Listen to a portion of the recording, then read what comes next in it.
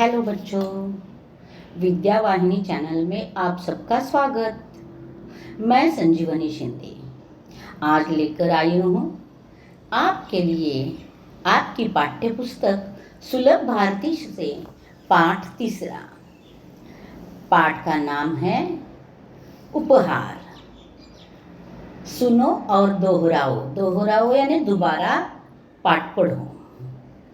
अब देखेंगे हम इस पाठ के बारे में जानकारी। कुछ चित्र दिए हैं, पहले ही नाम हमारे यानी चित्र जो दिए हैं उनके नाम लिखने हैं आपको। वो लिखकर मैं दे रही हूँ। घर, नदी, अमरूद, बर्फीला। उसके बाद आगे जाकर बर्फीला पहाड़ और आगे गोनी, चाबियाँ, दर्शक, दूध, बूढ़ी व्यक्ति और मिठाइयाँ। इस प्रकार उनके नाम हैं। वह आप यहाँ देखकर अपनी पुस्तक में लिख कर रखो। उसके बाद हम देखेंगे पाठ। देखो, थोड़ा थोड़ा पाठ मैं समझाते आगे चली जाऊंगी। उपहार का मतलब होता है भेंट। कुछ शब्द अगर आपको लगे तो मैं बोलते वक्त बोलूँगी, तो आप उसे अपनी नोटबुक में अथवा अपनी पुस्तक में पेंसिल से लिखते रहो। एक गांव में ऋत्विक नाम का लड़का रहता था। वह बहुत गरीब था। गांव के पास पुस्तक मेला लगा था। उसने माँ से कहा, मैं भी मेला देखने जाऊंगा। मैंने देखो क्या हुआ। गांव के पास यानी गांव के बाहर मैदान में पुस्तकों का मेला लगा हुआ था।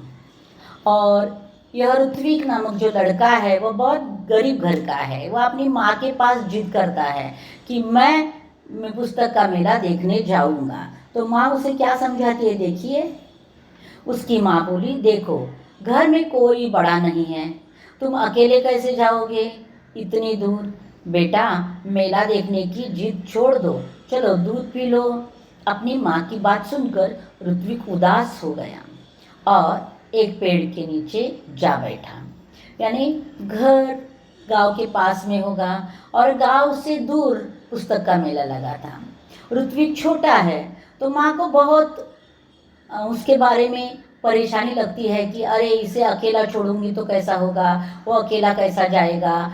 और आगे जाकर उसे ये भी लगता है कि घर में अगर कोई बड़ा होता तो उसके साथ उसको भेज देती, लेकिन वो भी नहीं होता है। इसके लिए वह माँ अपने बेटे को समझाती है कि मेला देखने की जिद छोड़ दे तुम और दूध पी ले और सो जा। माँ की बात सुनकर ऋत्विक उदास हो जाता है, निराश हो जाता है और उसे लगता है कि मैं थोड़ी यानी वो बहुत दुखी हुआ है ना, तो दुख के कारण घर से बाहर जाकर एक पेड़ के नीचे बैठ जाता है। तो क्या होता है वहाँ देखिए। अचानक उसकी दृष्टि दूर पेड़ों के पीछे गई, जहाँ बहुत तेज रोशनी थी। वह उठकर वहाँ गया। वहाँ सुनहरे पंखों वाली एक परी खड़ी थी। तो देखो क्या हुआ कि वह जब पेड़ के नीचे बैठा है तो दूर उसकी नज़र चली जाती है, तो वहाँ उसे देखता है कि बहुत तेज रोशनी दिखाई दे रही थी। वो उठकर वहाँ जाता है और देखता है तो वहाँ सुनहरे पंख वाली परी थी। और ऋत्विक जब उस परी को देखता है तो वह हैरान सा हो जाता है और परी से पूछता है कि तुम कौन हो, क्योंकि ऐसी परी वाली लड़की या औरत उसने देखी नहीं थी। इसके लिए वो पूछता है कि तुम कौन हो। तो वह बोलती है, मैं परी हूँ, लेकिन तुम यहाँ उदास क्यों बैठे हो। तो परी कहती है कि मैं परी हूँ, लेकिन तुम यहाँ बैठे हो उदास हो, क्या कारण है तुम्हारी उदासी का। तो वो क्या बताता है, देखो देखो इस प्रकार का दृश्य था। वहाँ जो दिखाई दे रहा है वो घर है। घर से बाहर आकर पेड़ के नीचे बैठा है तो उसे दूर परी दिखाई देती है। तो परी से बातचीत हो रही है। तो ऋत्विक उसे कहता होगा। परी का प्रश्न सुनकर ऋत्विक की आंखों में आंसू आ गए, क्योंकि वो दुखी है ना। तो उसका दुख आंखों के आंसुओं के रूप से बाहर निकल आता है। वह परी से बोलता है कि मैं अपने दोस्तों के साथ पुस्तक का मेला देखना और पुस्तकें खरीदना चाहता हूँ। वो कहता है कि मैं पुस्तक के मेले में जाना चाहता हूँ, पुस्तक का मेला मुझे देखना है, और सिर्फ देखना ही नहीं तो कुछ पुस्तकें भी खरीदनी हैं। तो यह कहकर ऋत्विक खामोश हो गया। खामोश हो जाना, चुप हो जाना, इतना कहकर यानी अपने मन का दुख वो बोल देता है कि मुझे पुस्तक के मेले में जाना है, पुस्तक खरीदना है, पुस्तक देखना है, और वह करने के लिए माँ मना कर रही है। तो इतना कहकर वह खामोश हो जाता है। तब परी बोली, इसमें दुख की क्या बात है, यह समझ लो तुम्हारी मदद करने के लिए ही मैं आई हूँ। तो वो कहती है कि तुम दुखी क्यों हो उसमें, तुम्हें माँ ने मना कर दिया है, लेकिन तुम्हारी मदद करने के लिए तो मैं आई हूँ, तो मैं हूँ तुम्हारे साथ। ऐसा मैं तभी करूँगी जब तुम मेरी परीक्षा में उत्तीर्ण हो जाओगे, यानी मैं तुम्हें मदद करने के लिए आई हूँ, लेकिन ऐसे ही मैं तुम्हें मदद करने वाली नहीं हूँ। पहले मैं तुम्हारी परीक्षा ले लूँगी, अगर मेरी परीक्षा में तुम उत्तीर्ण हो गए तो तुरंत मैं तुम्हारी मदद करूँगी। अब देखो परीक्षा कैसे लेगी। कौन सी परीक्षा है, ऋत्विक ने पूछा। परी ने कहा, बता दिया तो परीक्षा कैसी, यानी ऋत्विक पूछता है कि कौन सी परीक्षा लेने वाली हूँ। तो परी कहती है कि अगर मैंने सब कुछ पहले बता दिया तो तुम्हें पता चलेगा ना, तो वो परीक्षा कैसे रहेगी। इसके लिए तुम देखते जाओ तुम्हारे आगे क्या क्या घटता है। ठीक है, वो कहती है ठीक है कि ऋत्विक तो सब काम के लिए तैयारी है। वो कहता है, ऐसा कहकर ऋत्विक वहाँ से चला गया। अभी वह कुछ दूर ही गया था कि उसे रास्ते में गिरी हुई एक पोटली मिली। ऋत्विक को यह विश्वास हो गया कि लाल रंग की इस मखमली पोटली में, अब देखो आगे का पार्ट बाद में देखेंगे। इतना कहकर हाँ चलो, तो वो पता नहीं है कि परी कब परीक्षा लेने वाली है, मैं परीक्षा में उत्तीर्ण हो जाऊँगा तो मदद करेगी। यह सोचते सोचते वह अपने घर निकल पड़ा। जब निकल रहा था तब रास्ते में थोड़ा वो चलते चलते गया तो उसके रास्ते में एक पोटली मिली। पोटली यानी मखमल के कपड़े की जो छोटी सी थैली, और उसके अंदर कुछ भरा हुआ था। तो वह लाल रंग की थी। लाल रंग की पोटली देखकर वह उसकी ओर देखता है और उसे पता चलता है कि यह लाल रंग की पोटली में शायद कोई कीमती चीज़ होगी। उसने उसे खोलना चाहा, फिर सोचने लगा, यानी पहले वो पोटली को उठा लेता है रास्ते पर पड़ी हुई, फिर उसे खोलने की सोचता है, लेकिन तुरंत उसका मन कहता है कि नहीं नहीं, दूसरों की चीज़ें खोलना मना है, देखना मना है। जब यह मेरी नहीं है तो इसे खोलने का मेरा हक नहीं है। और वो सोचता है कि ये पोटली मेरी नहीं है, जिसकी है वही देखेगा उसके अंदर क्या है, मैं कैसे खोल सकता हूँ। ऋत्विक ने पोटली नहीं खोली। तभी किसी की आवाज़ उसके कानों में पड़ी, बेटा मेरी पोटली गिर गई है रास्ते में, क्या तुमने देखी। और जैसे ही वह आगे चलने लगता है पोटली साथ में लेकर, तब पीछे से आवाज़ आती है कि बेटा मेरी पोटली रास्ते में गिर गई है, और क्या तुम्हें वो दिखी। तो देखो ऋत्विक एक गरीब घर का लड़का है और उसे अंदाजे से पता है कि उस पोटली में कुछ कीमती वस्तु है, तो वह कीमती वस्तु लेकर अपने घर चला जाता था, उसे बेचता था, थोड़ा बहुत पैसा आ सकता है, लेकिन वह सोचता नहीं है, वो देखना भी नहीं चाहता दूसरों की चीज़ को। तो वह उस आदमी को क्या उत्तर देता है, देखिए, वह है राहगीर। देखो इस प्रकार यहाँ चित्र में दिखाई दे रहा है कि हाथ में उसकी पोटली है और पोटली के अंदर कुछ तो है, और वो सामने खड़ी हुई व्यक्ति जो है वह राहगीर यानी रास्ते से चलने वाला, जो अपने पहचान का नहीं ऐसा व्यक्ति। तो उस राहगीर के साथ बातचीत चल रही है। तो वो क्या कहता है, ऋत्विक पूछता है किस रंग की थी, तो वो बता देता है लाल रंग की। राहगीर ने बताया, और कोई पहचान बताओ, ऋत्विक ने राहगीर से कहा। तो वो बोलता है कि हाँ लाल रंग की पोटली वो थी, वह मैंने सुना, लेकिन और कोई ऐसी उसकी पहचान बता दो कि जिसे देखकर मैं यह जान पाऊंगा कि ये पोटली तुम्हारी ही है। ऋत्विक ने राहगीर से कहा। उस पर तो राहगीर बता देता है कि उस पर एक परी का सुनहरे रंग में चित्र बना है, यानी उस पोटली पर एक परी का चित्र है जिसके पर सुनहरे रंग के है। तो इतनी सारी जो बात बताई तो ऋत्विक को भी पता चलता है कि अरे हाँ, इस पोटली पर भी चित्र है, इसका मतलब ये है कि ये पोटली जरूर इस राहगीर की है। राहगीर का जवाब था, ऋत्विक ने अपनी थैली से जब वह पोटली निकाली तो उस पर छपा परी का चित्र चमकने लगा। ऋत्विक ने वह पोटली राहगीर को दे दी, यानी उसे पता चला कि नहीं, यह पोटली उसी की है, तो वह पोटली उसे दे देता है। उसके मन में थोड़ा भी मोह नहीं होता कि उसे रख लूँगा, उसे पालूँगा, यह बिल्कुल भी मोह नहीं रहता। सुबह उठकर वह वहीं पहुँचा जहाँ से उसे परी मिली थी। देखा तो वहाँ कोई नहीं था। वह बैठ गया। उसकी आंखों के सामने वही लाल रंग की पोटली दिखाई देने लगी। तभी तेज प्रकाश फैला, सामने परी खड़ी थी। यानी दूसरे दिन सुबह उठकर फिर वह उस पेड़ के नीचे चला जाता है जहाँ उसे परी मिली थी, पोटली मिली थी, लेकिन वहाँ ना पोटली थी ना परी।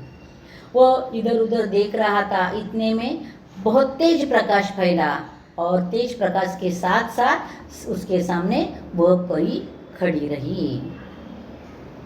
अब परी के दोनों हाथ पीछे थे और परी ने अपने दोनों हाथ पीछे रखे हुए थे। परी ने पूछा, कैसे हो? तो ऋत्विक जवाब देता है, हाँ ठीक हूँ। ऋत्विक ने जवाब दिया। तभी परी ने कहा, अपनी आंखें बंद करो, मैं तुम्हें इनाम दूंगी। तो वह कहती है परी कि तुम अपनी आंखें बंद कर दो, मैं तुम्हें कुछ इनाम देना चाहती हूँ। तो देखो, इनाम इस बात के लिए है क्योंकि उसने जो कल वाला काम किया था, राहगीर को पोटली संपाने का, वह काम उसने अच्छा किया था और इसके लिए उसे इनाम मिलने वाला था।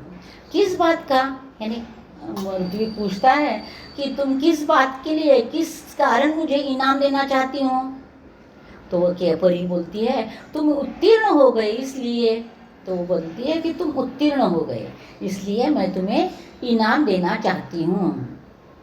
परी की बात ऋत्विक की समझ में नहीं आ रही थी। उसने आंखें बंद कर ली। परी ने उसके हाथों में एक मखमली थैली पकड़ा दी। ऋत्विक ने देखा तो देखो, ऋत्विक को समझ में नहीं आया कि परी क्यों मुझे दे रही है, इनाम क्यों दे रही है, अथवा कौन सी परीक्षा में मैं उत्तीर्ण हुआ, क्योंकि कल वाली परीक्षा थी यह उसे पता ही नहीं है। वो तो उसने सामान्य काम किया था, जो हमेशा वो करता वही काम किया था। तो उसे लगता है कि कौन सी, इसके लिए परी ने बोला तो वो सुनता है, आंखें बंद कर लो तो बंद कर लेता है।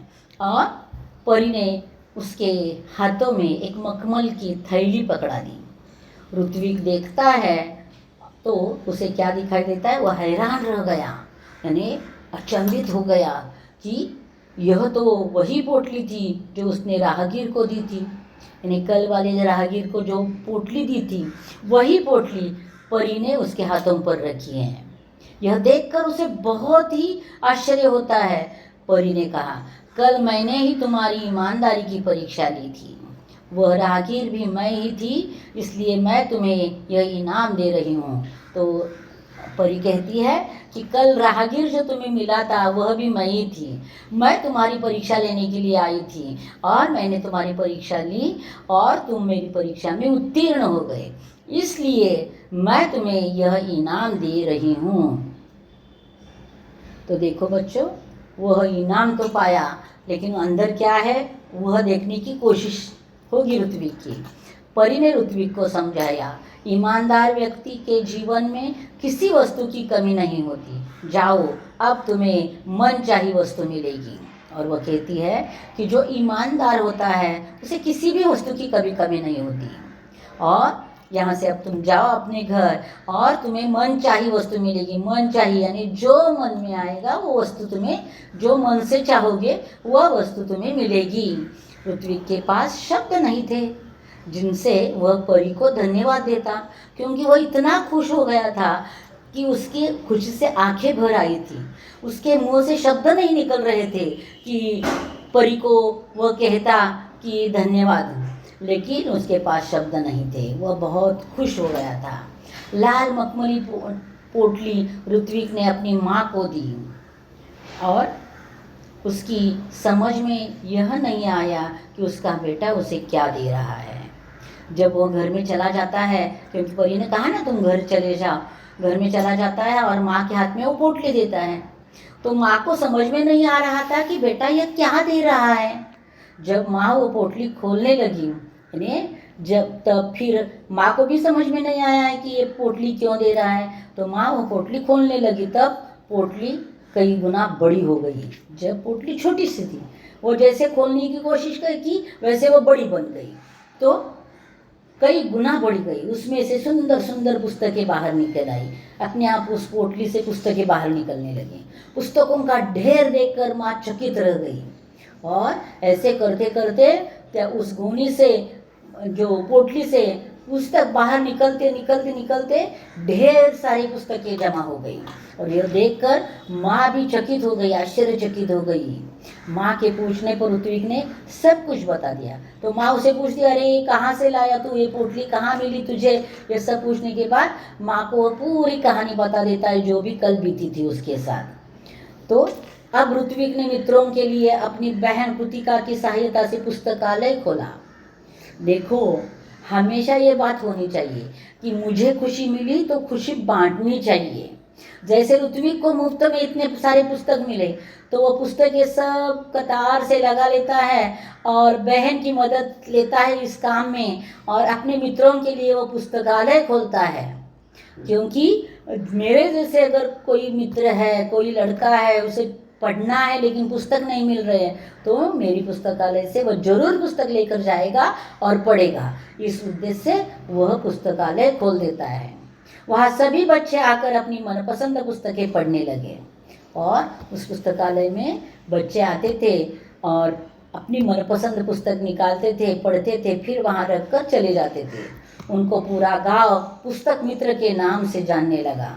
यानी ऋत्विक को पूरा गांव पुस्तक मित्र के नाम से जानने लगा, क्योंकि उसने सभी को पुस्तकों की पहचान करा दी और सभी को पुस्तक पढ़ाने की जो इच्छा थी वो पूरी करने का मौका दिया था। वह चित्र दिखाई दे रहा है कि ऋत्विक और उसकी बहन मिलकर कतार से पुस्तकें लगा रही है।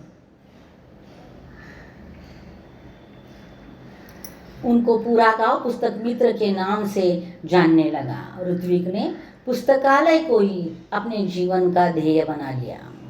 उसका सारा समय पुस्तकों के बीच निकल जाता था।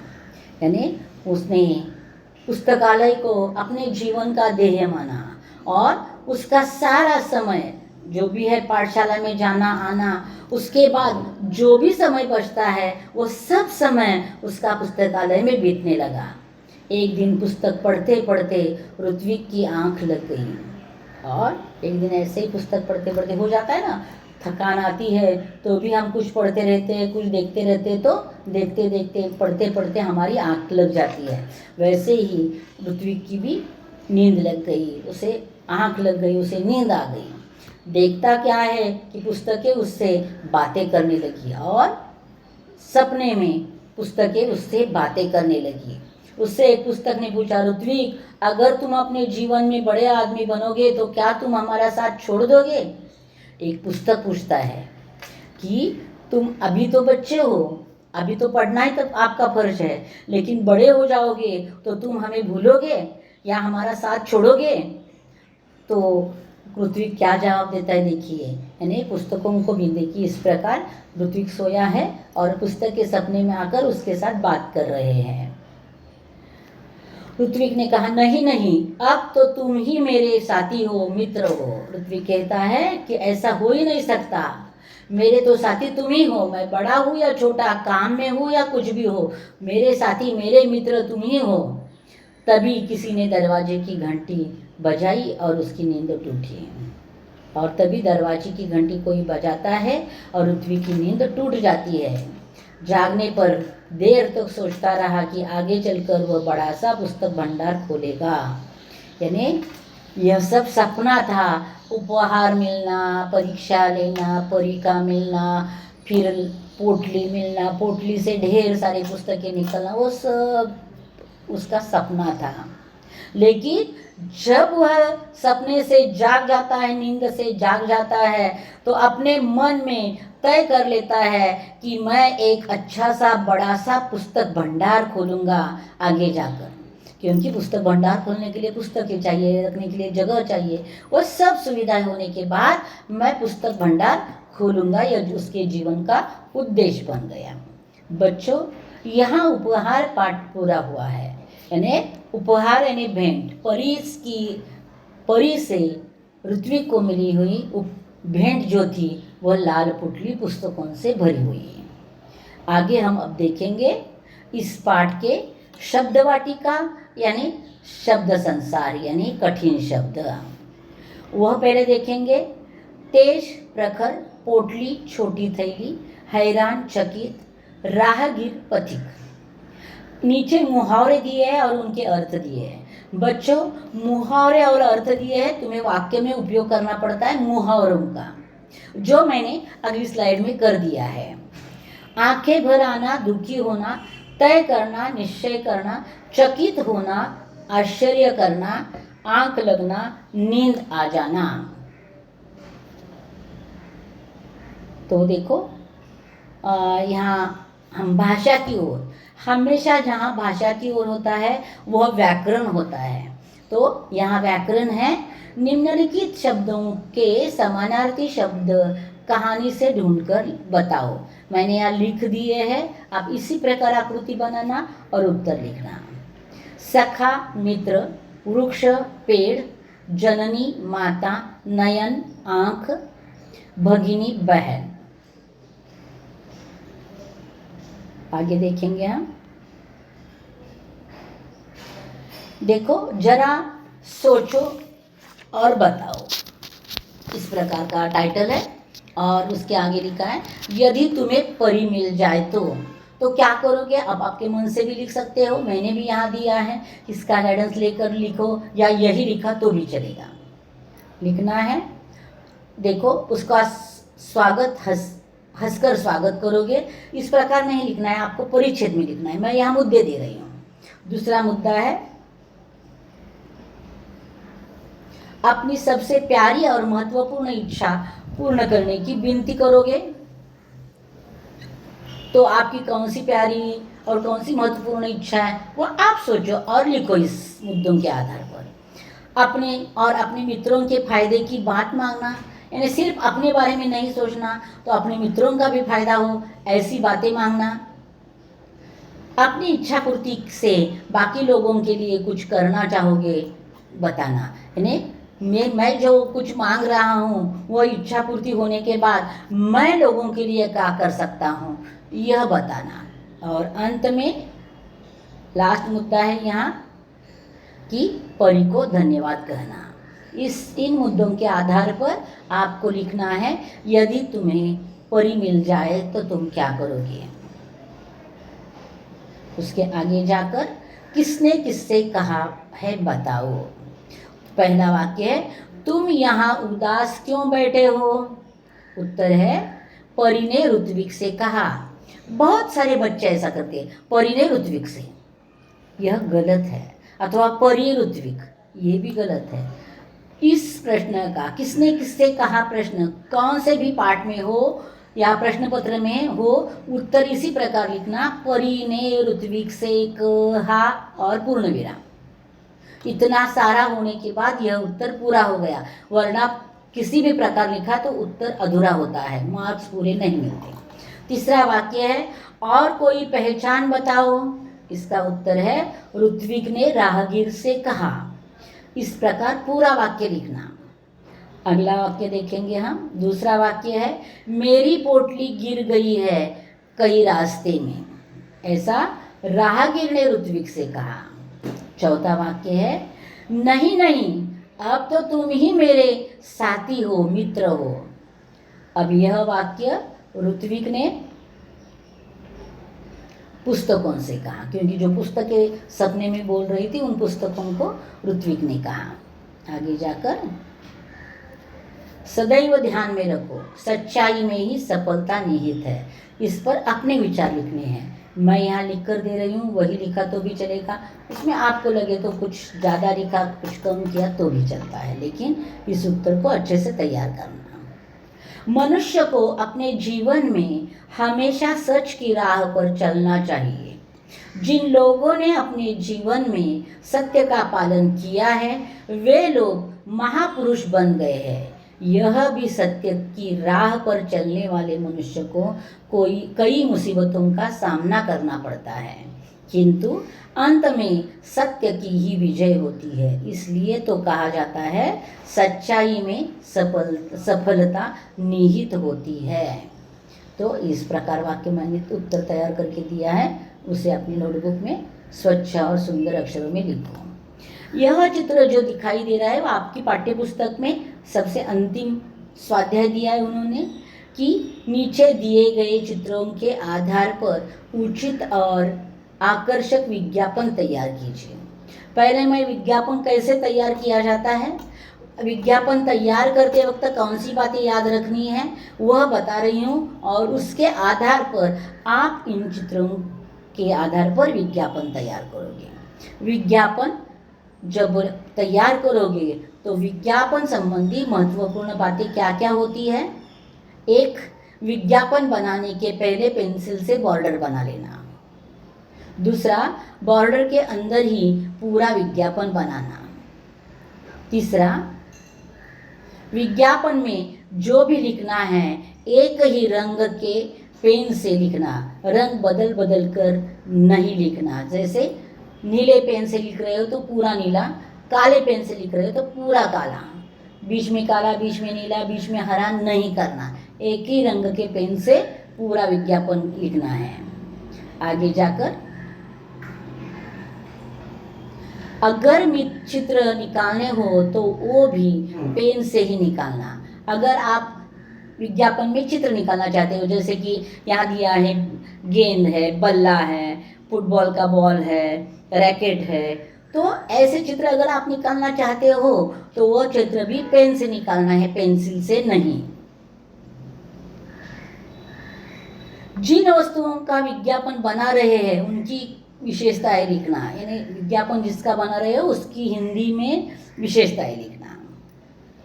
और आपके विज्ञापन में जो भी आप अगर बेच रहे हो, मिल रहा है तो कहाँ मिल रहा है उसका संपर्क पता लिखना आवश्यक है। इस प्रकार विज्ञापन बनाने की बातें मैंने बता दी है, उसे याद रखना और विज्ञापन तैयार करना। इसके आगे विचार मंथन, यह भी होता है स्वमति। ईमानदारी चरित्र निर्माण की नींव है। इस पर लिखा है मैंने, ईमानदारी की भावना का अर्थ है सत्य की भावना। ईमानदारी को अपनाने वाला व्यक्ति सच्चा और अच्छा होता है। ईमानदार व्यक्ति का व्यवहार सत्य होता है। सत्य पर चलने वाले व्यक्ति का चरित्र निर्मल और पवित्र होता है। चरित्रवान व्यक्ति का लोग सम्मान करते हैं, इसलिए ईमानदारी चरित्र निर्माण की नींव है। इस प्रकार मैंने सोमत दिया है जो आप अपनी नोटबुक में स्वच्छ सुंदर अक्षरों में लिख कर रखो। तो बच्चों देखो, यहाँ अपना उपहार पाठ पूरा हुआ है। उपहार पाठ पहले मैंने स्पष्ट किया है, उसके साथ उसका जो लेखन कार्य था, स्वाध्याय हो या ग्रामर हो यानी व्याकरण हो या लेखन यानी स्वमत हो, सब के उत्तर मैंने दिए हैं। आपका काम बहुत आसान किया है। अब सिर्फ आपको बार बार यह वीडियो सुनना है और जो लेखन कार्य है वो अपनी नोटबुक में स्वच्छ और सुंदर अक्षरों में करना है। देखो बच्चों, यहाँ यह पाठ पूरा हुआ है। अब मैं जल्दी ही वापस आऊँगी अगला पाठ जोकर लेकर। तब तक इंतज़ार में रहना। धन्यवाद बच्चों।